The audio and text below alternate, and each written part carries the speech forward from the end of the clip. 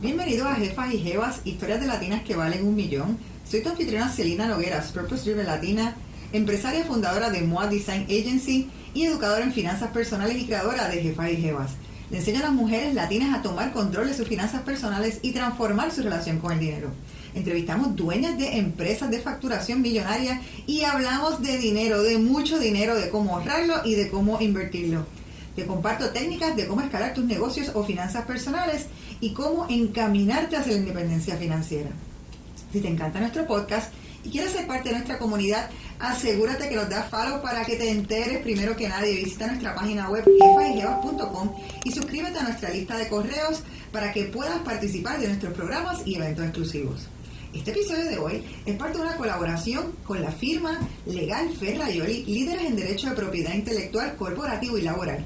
Ferraioli es el referente obligado en Puerto Rico, el Caribe y Latam cuando de derechos de autor y propiedad intelectual se trata. Así es que en el día de hoy voy a estar conversando con una de sus abogadas, la licenciada Mónica Santiago, Senior Associate de Ferraioli, en un tema que a las mujeres les debe importar muchísimo, que todas deberían estar pendientes y escuchar, y se trata de contratos a la hora del matrimonio. Bienvenida, Mónica. Muchas gracias por la invitación. Me encanta estar aquí contigo. Ya tú eres una second timer. Nosotros sí. Grupo ¿sabes? De las que ya vienen más de una vez, son bien pocas. Sí, claro. Muchas gracias. Gracias. La vez pasada estuvimos hablando de testamentos. Sí, de herencia, temas de herencia. Y de temas de herencia, así que pueden ir a buscar nuestro podcast, que lo vamos a dejar en la información, el número del podcast, por si les interesa también hacer referencia a ese. Claro que sí. Pero hoy vamos a estar hablando del matrimonio. Uh-huh. El matrimonio es un contrato. Es un más contrato. que haya muchísimo amor. Y uno tiene que prever para todo. Uh-huh. Desde cuando, así es. antes de casarse hasta después. Correcto, así mismito es. Aquí nosotros aquí hablamos la verdad. Así que los rates de divorcio son grandísimos. Así que uno se casa con mucho amor y a veces no toma en consideración algunas cosas que son importantes. Claro. Y en Jefas y Jevas queremos empoderarte para que tomes las decisiones correctas. Así que vamos a hablar con Mónica sobre precisamente el tema de las capitulaciones matrimoniales, sobre cómo prepararse antes de casarte. En el episodio de hoy, Mónica me pidió que habláramos específicamente del contrato de matrimonio per se, y vamos entonces, ya tenemos un rain check para hablar en otro episodio de las mujeres como yo, que están, mira, como quien dice, como esplacadas, y llevan más de 10 años en una relación. Claro. Y ahí todavía hay unas banderas que uno tiene, ¿verdad?, que estar pendiente. Sí, es diferente, pero sí es sumamente importante también discutirlo, así que lo dejamos para otro episodio. Pues vamos entonces a empezar con qué son las capitulaciones matrimoniales y por qué es importante. Bueno, las capitulaciones matrimoniales, para ponerlo de manera sencilla, es un contrato que otorgan las parejas que tienen planificado casarse en un futuro cercano o que ya incluso están casadas, para estipular ¿verdad?, los términos y condiciones de cómo se va a regular su régimen económico durante el matrimonio.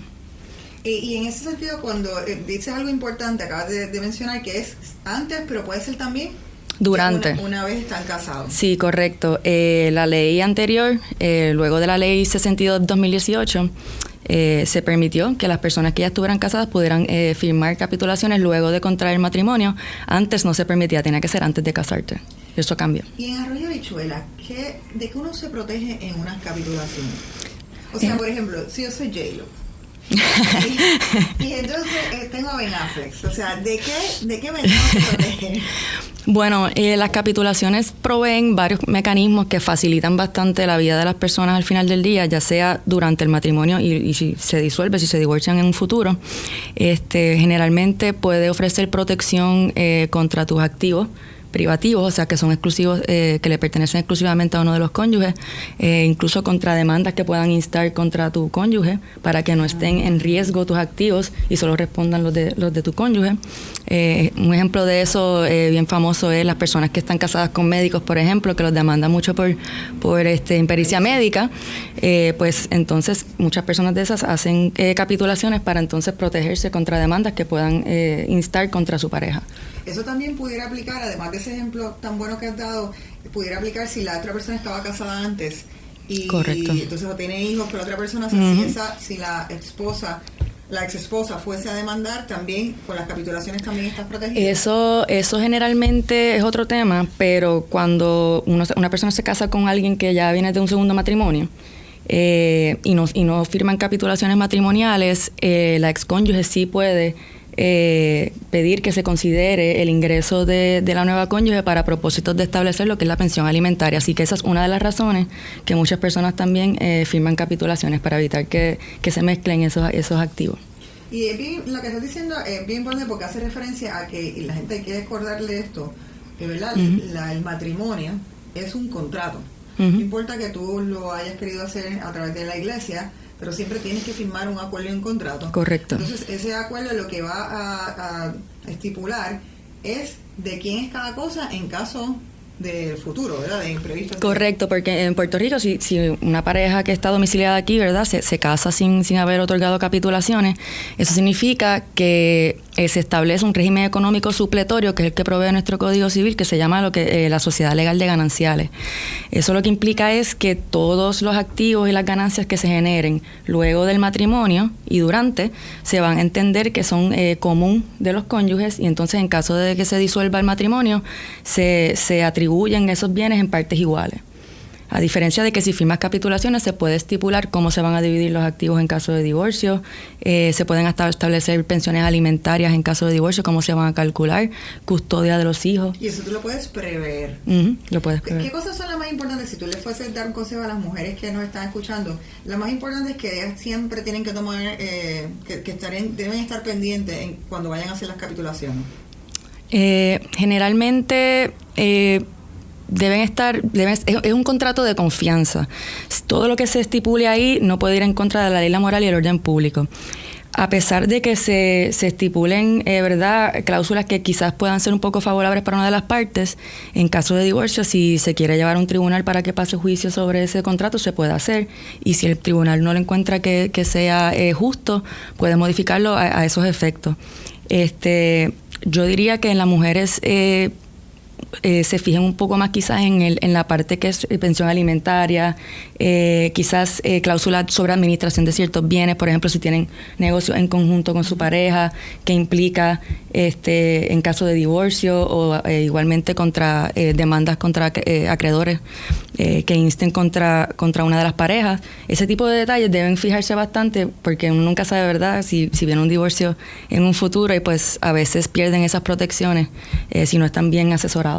En el caso de no tener capitulaciones, y quiero que me corrijas para educar a la audiencia, y entonces se da el matrimonio, y ponle que en este caso el marido es el que trabaja y la esposa se queda cuidando a los niños, no habían capitulaciones antes, entonces esos bienes, esa riqueza que se acumula, entonces es una riqueza que se tiene que dividir, porque correcto, o al revés, ¿verdad? Puede haber sido viceversa, pero una de las personas no previó, aunque la otra persona no estuvo trabajando, no previó, y entonces son bienes acumulativos porque quien sea que no estaba trabajando ayudó a esa pareja a generar entonces esa riqueza, y entonces se tienen que vivir de otra forma. A veces no tienen ni que ayudar a la pareja a generar ese ingreso. Si se casaron sin capitulaciones, ya se entiende por disposición de ley que tienen una sociedad legal de gananciales, y que todo lo que se ha generado a través del matrimonio, incluso hasta las deudas que se han incurrido, se van a dividir en partes iguales. El mismo Código Civil también le ofrece unas protecciones a la mujer si se quiere quedar con los hijos en la residencia principal, por ejemplo, y generalmente pues eso es determinación más del tribunal si hay menores de edad envueltos también. Y entonces dijiste que cambió la ley recientemente, y que ahora después del matrimonio se pueden cambiar las capitulaciones. Correcto. ¿Quién quisiera cambiarla? O sea, ¿a quién tú le recomiendas que tome esto en consideración, y por qué? Bueno, hay de todo. Quizás hay personas que se casaron sin capitulaciones y las quieren firmar durante el matrimonio para ¿verdad?, conseguir protección contra acreedores prospectiva. Aclaro eso porque ya cuando un acreedor tiene derechos en contra de uno de los cónyuges, no puede ser retroactivo el efecto. Así que si uno firma capitulaciones, es prospectivo. Los acreedores no van a perder derecho. Pero muchos lo hacen por eso, muchos lo hacen para realizar ciertas transacciones que no quieren envolver al cónyuge. De igual forma hay personas que se casan con separación total de bienes y llevan tantos años, ya 40 años casados, que deciden, mira, vamos a modificarlo y a dividir todo en partes iguales, quiero tener una sociedad legal de gananciales. Así que hay diferentes tipos de casos. Igual quieren aclarar la custodia de los niños, otros asuntos así relacionados a ciertos negocios, pues se modifican. En caso de que, y sé que tenemos otro episodio del testamento, pero en caso, ahora que teniste ese tema, en caso de que llevan 40 años juntos, tienen la sociedad bien gananciales, ¿querría modificarla por qué implicaciones? ¿Unas implicaciones posiblemente pensando en los hijos, en el legado o en...?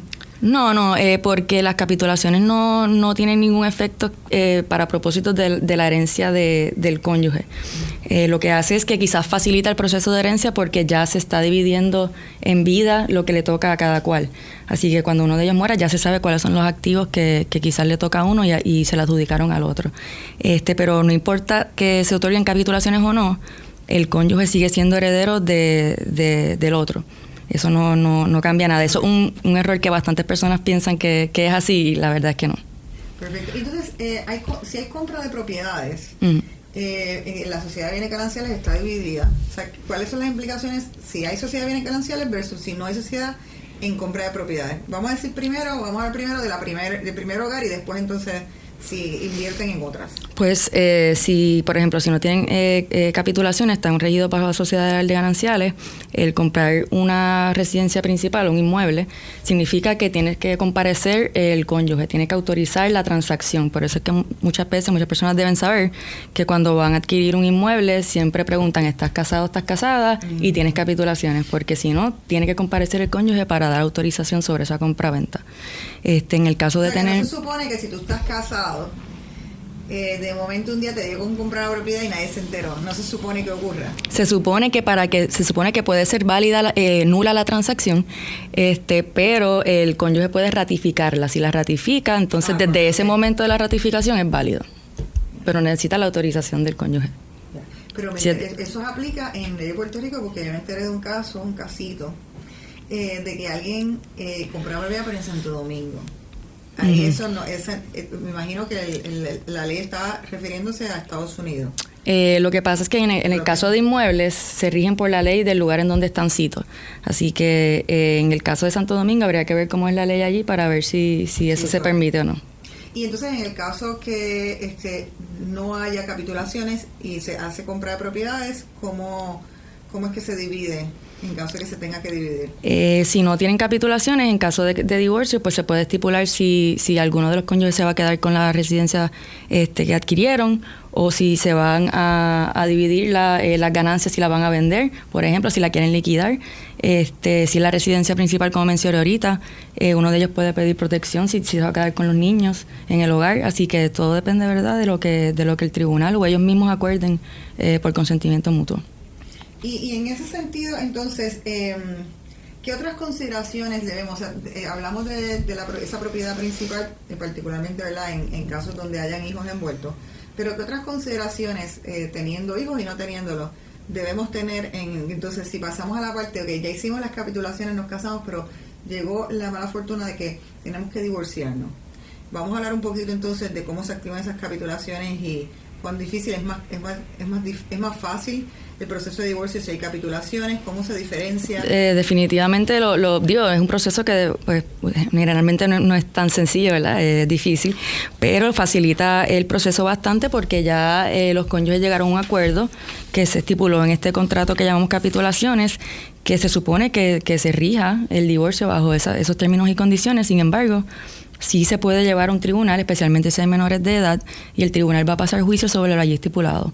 Si encuentra que no es justo o que va en contra de la ley, la moral o el orden público, pues lo puede modificar a los efectos de proveer mayor protección a los menores de edad o al cónyuge que sea más afectado económicamente, por decir. Y entonces, en ese sentido, ¿qué tú le recomiendas cuando esté haciendo las capitulaciones? ¿Entiendes que deben tener los dos el mismo abogado? ¿Entiendes que las dos partes tienen que tener abogados distintos? ¿Cuál es la recomendación de ustedes? Pues generalmente nosotros, bajo la ley de Puerto Rico, no es requisito que ambos cónyuges tengan un abogado diferente para firmar las capitulaciones, pero en diferentes estados de Estados Unidos sí los tribunales lo toman en consideración para determinar si las capitulaciones son válidas. Así que muchas veces nosotros, por lo menos en nuestra oficina, recomendamos que sí consigan a su propio abogado para que lo represente, y hacemos la advertencia obviamente en el documento de que así se le advirtió si es que deciden no recurrir a un otro abogado. Sí, yo creo que en ese sentido es lo más saludable, porque cada entonces abogado está, ¿verdad?, representando los intereses. Claro, velando los intereses del otro, sí. Claro, sí. ¿Y a ti te ha pasado y te has dado cuenta en tu carrera como que uno llega, ¿verdad?, tan ilusionado a ese momento de casarse, ¿verdad?, que a veces uno como se ciega de esos puntos que uno debería estar considerando? Sí, yo tengo un jefe que dice todo está bien hasta que no está. Así que, pero nada, la gente piensa que las capitulaciones se firman porque ya están teniendo en mente que se van a divorciar, y no necesariamente es así. Por ejemplo, muchos lo hacen para protegerse de acreedores, y porque si no tienen capitulaciones, está exponiendo todo el patrimonio familiar a esos acreedores. Así que las personas tienen diferentes razones para hacerlo.